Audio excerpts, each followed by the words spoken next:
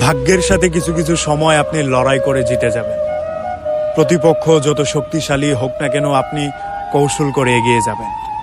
কিন্তু যখন দেখবেন আপনার প্রতিদ্বন্দ্বী আপনার প্রিয় মানুষ কিংবা আত্মীয়, তখনই আপনি আটকে যাবেন। আমার সাধ্য ছিল, সামর্থ্য ছিল, চেষ্টারও কমতি ছিল না। শুধুমাত্র পরিস্থিতিতে দাঁড়িয়ে যে আমার প্রতিদ্বন্দ্বী ছিল সে আমার প্রিয় কিংবা আপন মানুষ ছিল বলেই আমি হেরে গেলাম। আমি তাদেরকে প্রশ্ন করতে পারলাম না। আমার এত পরিশ্রম, এতদিনের শ্রম সব কিছুই বৃথা গেল। সে আমার দুর্বলতা জানে বলেই আমি হেরে গেলাম। আমি আর সামনে এগোতে পারলাম না। আপনি এই জায়গাটায় এসে হেরে যাবেন।